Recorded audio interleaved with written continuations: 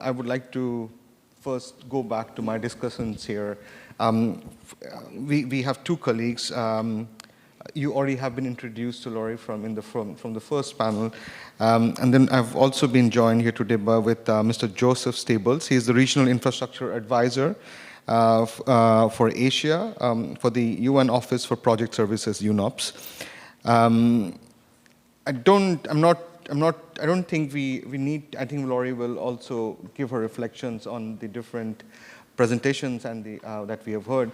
So maybe, Joseph, you would like to reflect a bit from the UNOPS perspective of what UNOPS is working on, if you want to, it's one of the largest engineering services within the UN, also project services. And you're also the steering committee member of IRP, so any reflections on that side is equally open. Joseph, the floor is yours. You could do it from here if you prefer, because I think that we have the cameras lining towards you here. Yeah, okay. If you want to. Hello, thank you. Konnichiwa, and thank you very much for inviting me and for UNOPS to speak here and be present. Just reflecting on the previous panelists from this session and the previous session as well, I think one of the key themes that's emerging is the importance of placing people and institutions right at the heart of any recovery approach. And so maybe if I'd just like to share some of my experiences and some experiences of some of my colleagues at UNOPS. I'm working in this space on recovery programs in Nepal. Sorry? Okay. Working on previous recovery programs in Nepal and Pakistan and elsewhere. So in planning for recovery, there is always a big focus initially on funding and investment prioritization. And usually this is driven by sector-level damages and losses through the post-disaster needs assessment process. If we really want to achieve Build Back Better outcomes, we need to find ways to invest more in the less easily quantifiable aspects which underpin resilient long-term recovery. So I want to highlight the need to invest more and in a more comprehensive and coordinated way in people and processes, in the capacity of people involved in the recovery process, and in the construction industry, which underpins and cuts across all the sectors, to build on and strengthen existing national capacity for resilient recovery and development. Now, the government of Pakistan has recently committed to an ambitious program of financial assistance to 2 million households for repair and reconstruction in the aftermath of last year's floods, with the cost likely to be exceeding more than $8 billion US, and with the aim of reaching 100% of affected households. But how do we improve the building back of housing and of community infrastructure? And I think we need to use and invest in local capacity, people who are there to stay and who will sustain improvements into the future. We need people to take initiative, to feel valued, to be part of something important. And we need to find ways and to fund ways to give people at all levels the appropriate knowledge on which to make informed decisions about how to prioritize. We need to strengthen our education system so that our engineers, designers, our contractors, our planners, our regulators, and those in governance can make decisions driven by resilient outcomes. And we need to invest more in strengthening our regulatory environment too, ensuring our institutions and our standards and codes are fit for purpose in the face of increasing hazards, and to strengthen their implementation and enforcement. And lastly, we need our leaders to set the example. We need all of our investments in public infrastructure to be resilient, and visibly so. So disasters give us a unique opportunity to rebuild in a better way, in a cleaner, in a greener, in a more resilient way. And UNOPS is advocating for expanding the post-disaster needs assessment process to include investment in resilient long-term recovery through comprehensive strengthening of the enabling environment by investing in people, in processes, in systems at all levels, including cutting across the traditional sectors. This is not easy, as these are difficult things to quantify. But without this, our recovery will continue to be build back a little bit better at best. But we can do better, and in the face of increasing hazards, we must continue to improve our recovery approaches. Thank you. Arigato.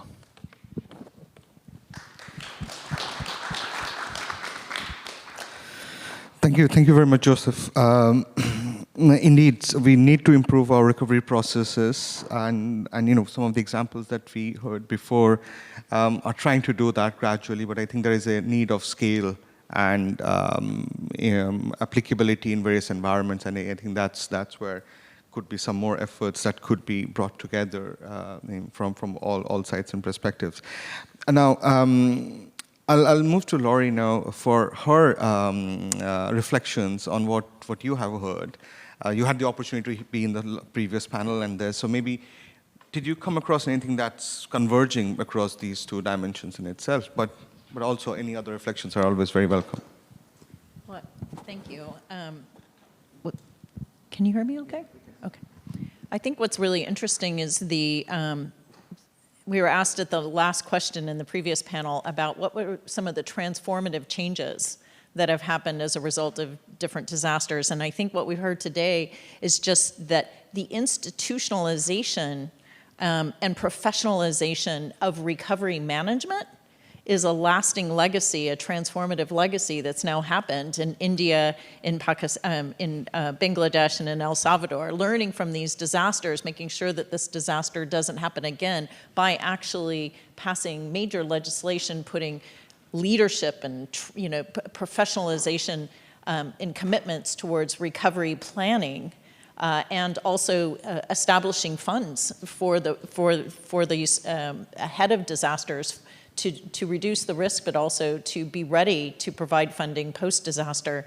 I think that's just just a tremendous thing to hear today. That's so exciting that we're actually leaving that legacy and we're professionalizing recovery. This is so interesting to me as an urban planner, because when I began this my work in this field in the 1990s, the idea of pre-planning for disaster recovery was really frowned upon, at least in the United States, because it had gotten a negative name or view, because the pre-planning work that had been done had actually been like physical pre-planning.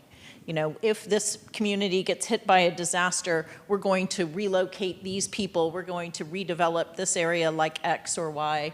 And that actually, people felt that was a taking of their land use rights.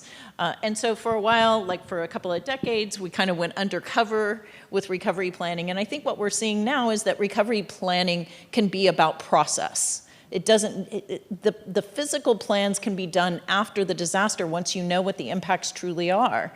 But we still need to do that pre-disaster planning around the process, the management of the recovery process. And I think that's a theme that I heard across all of these presentations. What I also really liked about what from Mr. VIADO in the Philippines is two things. One is just that commitment to training, putting together the recovery guide and training professionals. This is what our disaster responders have known for years.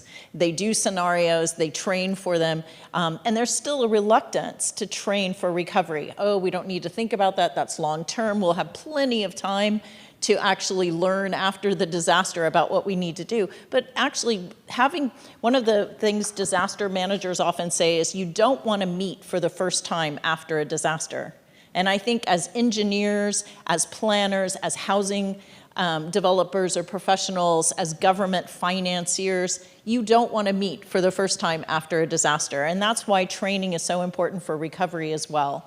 And the other thing that I really liked about what's happening in the Philippines is the connection between recovery planning and the visioning, long-term planning, long-term development planning, and making sure that there's consistency across those. Because really, that's really what you want to do. You want to embed the recovery within the vision a community already has.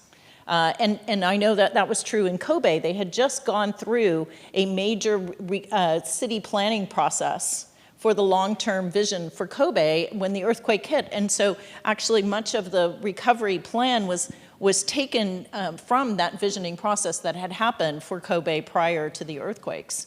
And that's, I think, just a wonderful connection that we have to emphasize.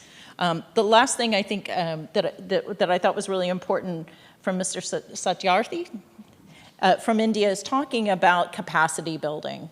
And what we heard then in Bangladesh is how that's being done at the community level, but you also mentioned the challenges of doing that at the technical and professional level, and making sure that you have people in place who can actually do the types of technical jobs that need to be done across different sectors. Again, that's where the training becomes so important, and I think this disciplined approach that you're institutionalizing now to actually going through and really taking a multi-sector view of what the needs of a disaster are, and then having that full picture early in the process is really important. And so I think disciplined approaches and multi-sectoral thinking around the technical needs of the disaster are something that really came through to me. But I also just loved Ms. KABIR's presentation around how important it is to empower the younger generation, because it's really, and women, it's really the younger generation's future that you're planning for in recovery.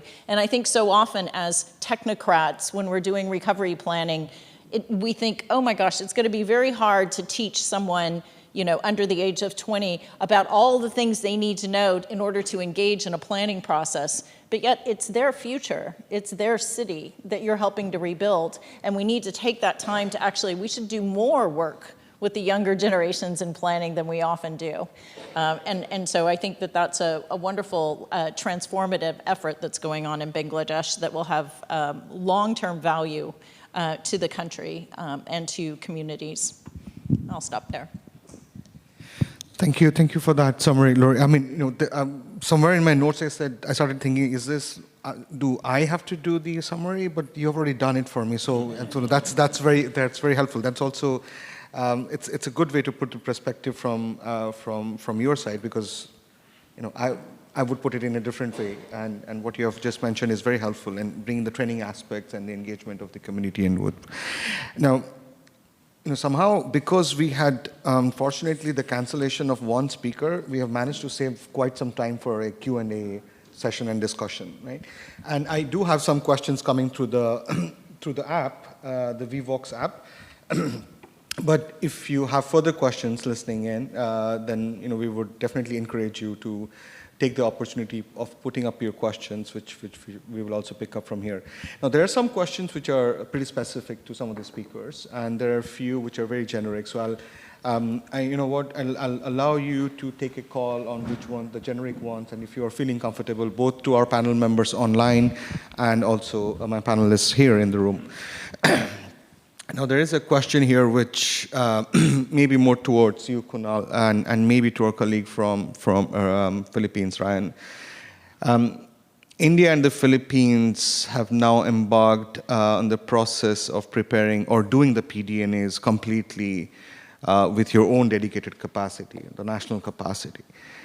Is there any nuanced difference in the outcome? Like, do you see any difference between doing this PDNAs through international experts and processes versus doing it by yourself? And there is a sub-question, which is, would you recommend this to other countries? So Ryan, I have Kunal taking up, and if you, and I'll follow you, I'll come to you after this, after him. Yeah. Thank you for that question. It's a difficult question to answer, but there's no way out. So to do a PDNA for a large disaster, we can depend on international agencies and expertise available. But if you want to have PDN as ingredient of every small disaster, it is an ingredient of every small disaster. It has to be inbuilt into the system, not only at the national level, but also at the state level and the district level. Because only then would be, it is important. There's no option. So I say this question is important, but there's no option. Otherwise, you will have some glamorous documents lying on your shelf, prepared after a lot of expertise, but the expertise has to come from within. And we realize in India that we need to do that. And this is the first year we're doing it, but we're doing it quite fine. And then there's ownership also. It's not like a document that comes from the top. It is a document written by you, and you are supposed to be implementing it. And you're given thought during planning and making the PDNA document. So then you make a better recovery plan and implement it. There's a sense of ownership. So that's my reply to this question. Thank you. Would you still recommend to other member states to try it out? I'm saying there is a first portion of my answer that there is no option for the member states. I think it is a good thing to look at the PDNAs done across the world and make it dovetail to your own requirements in the ground here. You understand the local situation much better than anybody else. So Thanks for that, Kunal. Ryan, would you have some consideration from a Philippines perspective on that question? Yes. Actually, in the Philippines, we practice the PDNA. It's actually decentralized.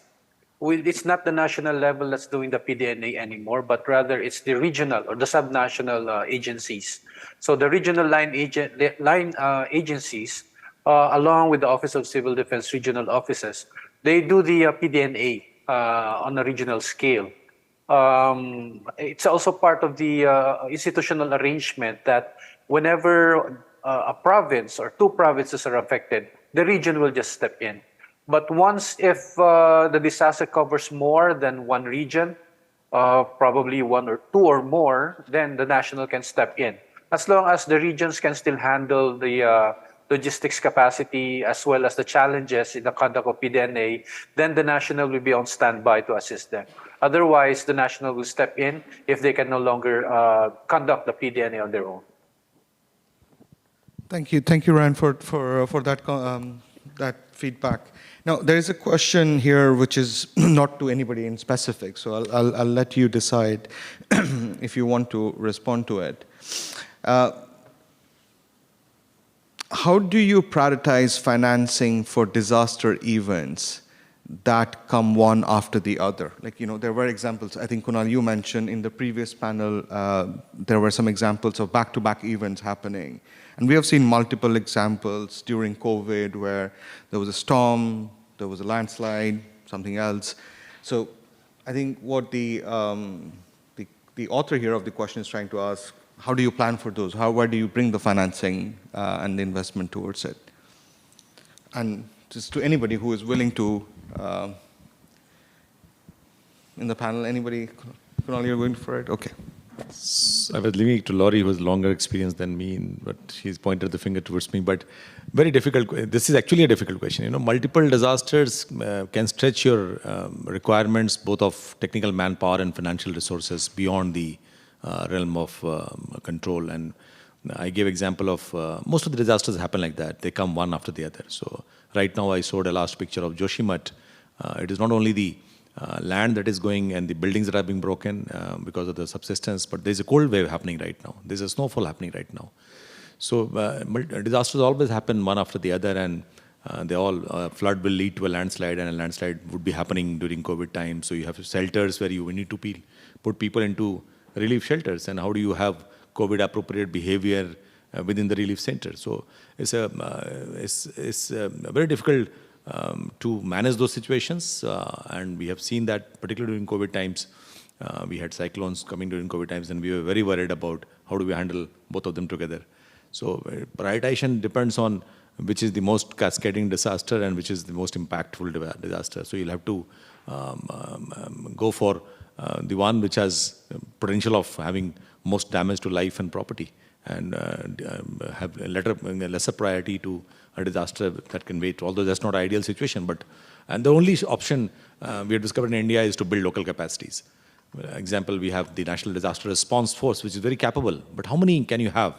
Now we have decided that we'll not use them in normal situations. We need to have the prefectures and the states having their own disaster response force, and the districts having their own forces. So if the response is decentralized, I think the answer lies there, not at the national level. Thank you so much. Thank you, Kunal. Anybody else Laurie, would you? Yeah, I wanted to actually play off of something Mr. VIADO said about actually sort of embedding monitoring into some of the legislation and the planning. One of the things that I think you see with disasters, especially with recovery, is that it is a long-term process, and political administrations will change during that process. And so often the long-term outcomes get impacted by those political changes. And I think that's sort of the same as the notion of dealing with prioritization with multiple disasters. I think if you can embed criteria, if you can embed monitoring principles into legislation or into your programs, then you're able to actually kind of weather those political administration changes, but also when you face multiple disasters at once, you can kind of go back to those principles and actually reevaluate those, so you're not having to, in that moment, make up, a prioritization. Rather, thinking about that in advance is really important. So I think that's really where the value, to me, for long-term recovery of monitoring frameworks and taking that time to establish those principles in advance is really important, because it allows you to kind of weather those storms, whether they be political or actual, a multitude of events. Thank you, Laurie.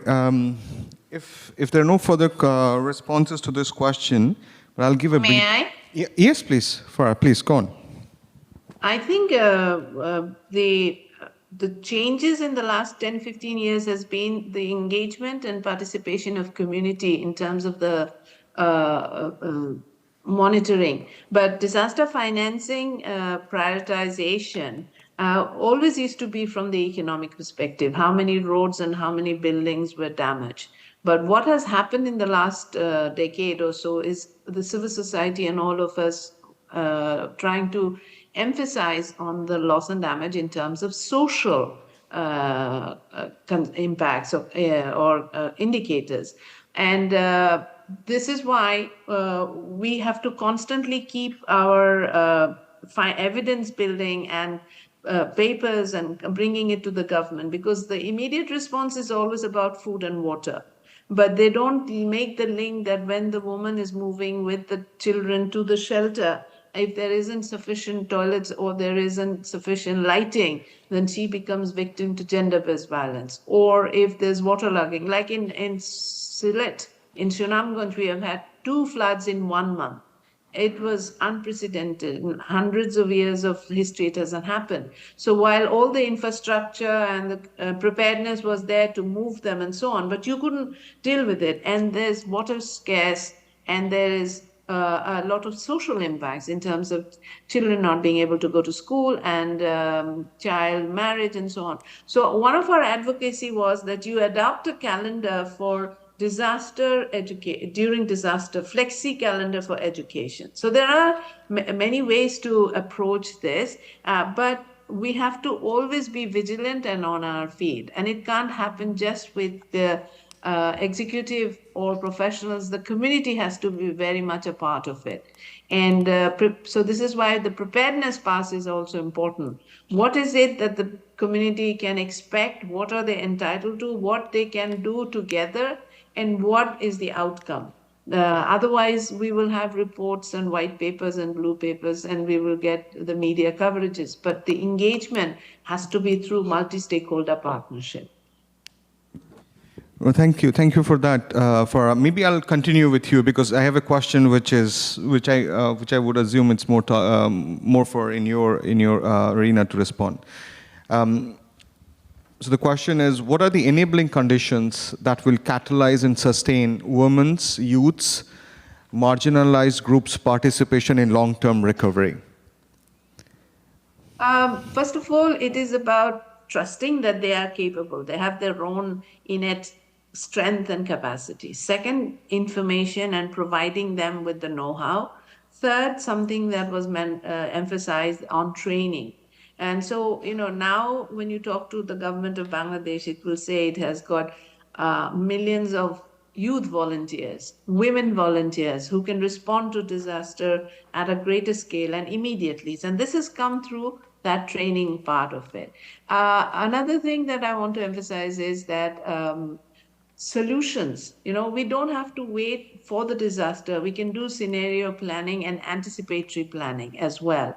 And that has to come through awareness, and it goes all the way down to school and education, and as well as in other institutions. And one thing is media. Media can play an important role in sustaining this, the knowledge sharing, information, providing the information, and celebrating. Because young people need role models. They want to see, okay, this has happened. Often they do. They are the first responders, both women and young people. But the community immediately forgets about it. Once you're up back in business as usual, or you're in drier air docks, you completely forget who were the first responders and how the women and the youth had worked. So that there's a need for celebrating and telling those stories. Thank you, Farah. Is any other panel members who would like to comment anything on that question? If not, I'll delve to another question. This is again not targeted to anybody specific, so please feel free to see if you're interested to answer. So the question is, what are the main areas where pre-disaster investments, policies and programs should be prioritized by the government, so this could be both local or national governments, to lower post-disaster financing requirements, to address shortened recovery timelines, and to improve efficiency? I think some of you have already touched a bit around the role of legislation, the policies, the instruments around that. But is there any specific sectors or areas where you see pre-disaster financing being more instrumental in nature, which allows, that case of back-to-back events could be addressed in a more orderly fashion and with reduced impact or exposure to it? We in Bangladesh are seen as an example of preventing casualties when it comes to disasters. And this has been attributed to both the youth mobilization, volunteerism, and early warning. So those are some of the areas where you need to invest. And then the shelters and infrastructure is one. But I think in countries like ours, Philippines, Bangladesh, where we face multiple disasters on a regular basis, the climate change conversation needs to be there. The climate justice aspect of it has to be there. We can't look at DRR or disaster response without that, because how much will we adapt? How much will we, how many shelters will we make? How many times are we going to shift the water point? This is one thing that we need to work in a collaboration. Our legislations are really changing. I mean, we've heard about different countries where the government and the legislators are trying to, but what is the pace, and can we keep up with it if we don't look at the climate change? If the emissions, global warming continues at the rate it is, are we going to really be able to successfully address the issues of disasters and response? Yes, we will give the water, but what does it mean? The trauma, the psychosocial part of it, loss of education. So those need to be considered as well. Thank you, Farah. Kunal, you wanted to compliment? So answering this question in two parts, I think the first portion is about having the right policies and legislations in place. So give an example from my own country. We have the Disaster Management Act in 2005, followed by a disaster management policy in 2009. And we waited for some time, and we then drafted the National Disaster Management Plan of 2016, which has been revised in 2019. So these are the frameworks, but beyond that, I think there are 34 standard operating procedures and guidelines available, which the authority has made in India. And they are very important, very handy. They are disaster specific. Some of them are disaster specific, some of them are sector specific. So there are guidelines of all kinds of how do you manage things in particular situations. So those guidelines are very helpful, and the standard operating procedures. The second part I would like to answer is, in these kind of situations, what we are also trying to realize that you might have the best response capacities, but if you don't, reiterating that point, if you don't have the right capacities and preparedness, I think you'll be spending more money on recovery and reconstruction. So investing into mitigation and investing into capacity building and preparedness is much wiser tool to do, and much better to do. So we are investing into a lot of early warning. We will be having a common alerting protocol for a country of size of India soon, in which we'll be using 6 modes of transport to. We have a good early warning system, but we don't reach the last mile connectivity. We are building on that. We also, like my madam from Bangladesh was talking about, we are also building community volunteers across the country. We are giving them 15 days training program, a basic set of equipment, depending on where they are located and what kind of disaster they might be able to. So decentralizing training, the basic equipments, and giving early warning, and making that go very early to the people is very important aspect of this. Thank you. Thank you. Yeah, maybe if I could just build a little bit on what Kunal Satyarthi has been saying. I think investing in strengthening capacity, strengthening institutional capacity to be able to be prepared and then implement planning for recovery. And then also going backwards, even before strengthening institutions and actually strengthening, investing in our education systems so that so we can embed knowledge around sustainable development and resilience into our future leaders and into the people that are going to be contributing and involved in the process going forward. So I think it's not always a priority because it's a longer term impact, but it's something we have to do now to have that long term impact. I'd like to channel Mr. AMAYA since he's not here and unable to be on our panel. But I thought, first of all, I just want to say to Mr. Dalton, I thought the videos were really informative, but they were also really slick. So very nicely done, actually. But what I found really interesting about that I think relates to this point was the setting of metrics for the delivery of services. So often, in America at least, maybe not in your country, but people who have been impacted by disasters will say the second disaster hits when the government programs come to assist them or their insurance company does or doesn't assist them. That's the second disaster because you're now facing this overwhelming mountain of paperwork and bureaucracy and slow processes in order to get the money that you need in order to rebuild. And I think what was really interesting about El Salvador, what's going on in the United States now, is really changing those programs to be very customer focused. And setting expectations for the delivery of services that are customer focused. And where that's really important is that you're controlling the second disaster, the sort of cascading impacts that individuals will have. If you're setting the delivery of performance indicators and delivery of services for those initial relief programs, then you're actually helping a lot of people. That's just the little bump they need to get onto their own recovery. They just need that little bit of extra in order to be able to find the rest of the resources they need to start investing in and facilitating their own recovery. And so you're actually reducing the needs that you might have for long-term recovery. So it's really connecting up that thinking between relief and recovery. If we can facilitate and empower a lot more people in that early relief stage and do a much better customer-oriented approach to delivery of those services, then we can change the trajectory, reduce the time of our recovery trajectory. So I really liked what's going on in El Salvador and sort of linking up those relief programs that way. Well, thank you to everybody for responding to that question. I'll take this last question, which is interesting, and then we'll close this panel. So this question is,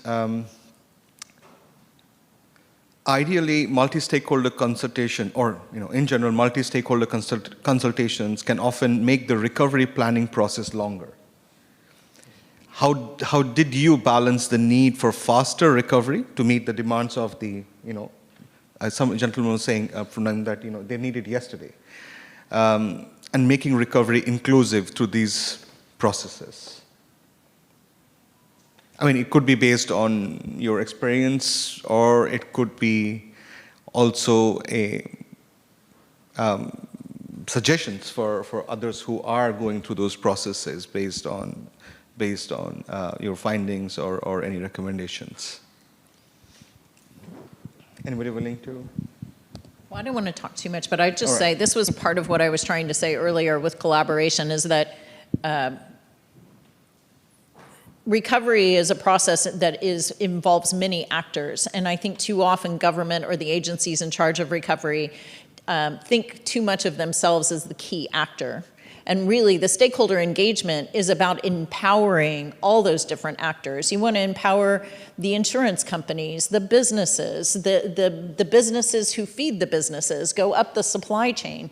You want to empower people to stay, to make decisions, to tip back in and go ahead and repair their house rather than move to another city. And that's where stakeholder engagement is so important, is that you're actually empowering a multitude of recovery actors. And I think when you're the government agency and you have all this pressure on you to deliver the program, it's hard to think about doing that collaborative engagement because you're so focused on your own requirements and pressures for what you need to do. But if you take that time to do that kind of stakeholder engagement and empowerment, collaborative planning processes, you actually will get a lot more energy in the recovery, in the community systems for recovery. Thanks, Laurie. Kunal, you still want to say something, or for Joseph, anything on this? Farah, any reactions to this question? Orion? Farah? Yeah, go on. Yes. I think a little bit of it is because of how our mindset works. So we need to change our minds as well. And when we went into recovery, it was like, okay, so women don't know how to reconstruct, or they don't know anything about building. But none of the recovery will be sustainable unless there's that multi-stakeholder engagement. Because we can come with a solution that works at a certain level. And when we talk about recovery taking long, there's a phase which is the humanitarian response, the emergency response. That will work as we have always done. That will be delivered in that sense. But when we talk about recovery, it is both economic recovery, it's also psychosocial recovery. So it has to be over a period of time. I don't think we can fast track it. And therefore, when we are putting our index and indicators and criteria, let us also be realistic. What do we think about recovery? Like I had shared the example of the shelter. Now those communities never have to go back. They're not displaced, nor do they go back begging on the streets. We engaged with them over a period of time, and the recovery was long-term. It's been since 2008. They're doing very well, and they're supporting other members of the community if they're faced with disasters. So I think there is that element of fast recovery, but if you want to make it sustainable, it's useful to have the multi-stakeholder engagement. Thanks a lot for. I'm assuming, Ryan, you wanted to come in? Yes, I would just like to butt in earlier about the phases of recovery that the Philippines is at least following. After the impact of a disaster, humanitarian relief operations, all the way to early recovery, that's where the national government and other stakeholders are already involved. Now, we conduct PDNA for longer term recovery. So that's where we engage with the stakeholders. That's where we engage with the communities so that whatever their aspirations are, their human recovery needs will be considered in developing or preparing the post-disaster rehabilitation and recovery programs. So at least in that sense, the burden for long-term recovery will not just be with the national government, but it will be shared among the members of the community and society, as well as the other stakeholders. So I think, as mentioned, we cannot achieve long-term recovery if it is only led by one. So it should be a multi-stakeholder and the whole society approach. Thank you very much, Ryan, for complimenting to that. So let me again thank you for being patient, indulging in the question and answer. Some of them were definitely a bit difficult than others, but that's the reality of the environment. So before I hand over to Yuki, let me invite you all for a round of applause for the panelists who took all the time to listen to you and think. Thank you.